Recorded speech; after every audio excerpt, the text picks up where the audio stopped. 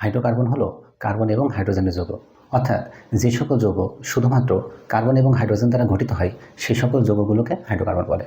তো দেখো, হাইড্রোকার্বনের উদাহরণ হিসেবে আমি লিখতে পারি CH4, এটাকে বলা হয় মিথেন। আবার লিখতে পারবো C2H6, এটা না হলো ইথেন। তারপরে লিখতে পারবো C3H8, এটাকে বলা হয় প্রোপেন। এছাড়াও আমি লিখতে পারবো C2H4, C2H2, C6H6। তো দেখো, এখানে যে যৌগটা, এই যৌগটার নাম হলো ইথেন। এখানে যে যৌগটা, এটার নাম হলো ইথাইন। এখানে যে যৌগটা, এই যৌগটার নাম হলো বেনজিন। তো দেখো, আমি এখানে টোটালি 6টা যৌগ লিখেছি। এখানে যে 6টা যৌগ লিখেছি, এই 6টা যৌগই হলো হাইড্রোকার্বন।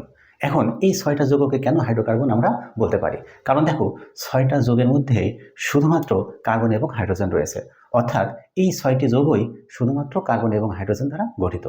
যেহেতু এই 6টি যৌগ শুধুমাত্র কার্বন এবং হাইড্রোজেন দ্বারা গঠিত, এই জন্য এই 6টা যৌগকে আমরা হাইড্রোকার্বন বলতে পারি অথবা পারবো। তাহলে এখানে প্রথম যে যৌগটি রয়েছে, এই যৌগটির নাম হলো মিথেন, এটা হলো ইথেন, এটা প্রোপেন, এটা ইথিন, এটা ইথাইন, এটা হলো বেনজেন। এরা হাইড্রোকার্বনের উদাহরণ।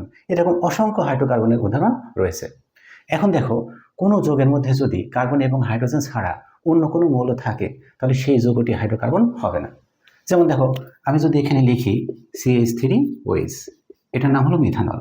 আবার যদি আমি এখানে লিখি C2H5OH, এটার নাম হলো ইথানল। তো দেখো, এই যে মিথানল, এটা হলো অ্যালকোহলের প্রথম সদস্য। আবার দেখো, এখানে ইথানল, এটা হলো অ্যালকোহলের 2য় নম্বর সদস্য। এই দুইটা কিন্তু হাইড্রোকার্বন নয়, কারণ দেখো, এখানে কার্বন হাইড্রোজেন আছে এবং তার সাথে অক্সিজেন রয়েছে।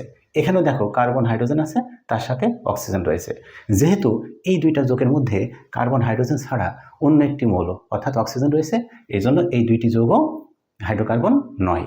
তাহলে হাইড্রোকার্বন হতে হলে অবশ্যই ওই যৌগটি শুধুমাত্র কার্বন এবং হাইড্রোজেন দ্বারা গঠিত হতে হবে।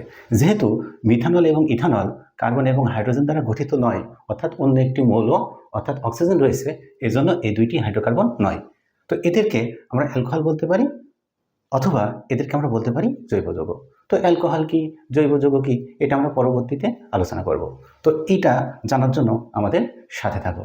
তো আশা করি হাইড্রোকার্বন কি এই বিষয়টা তোমরা বুঝতে পেরেছো।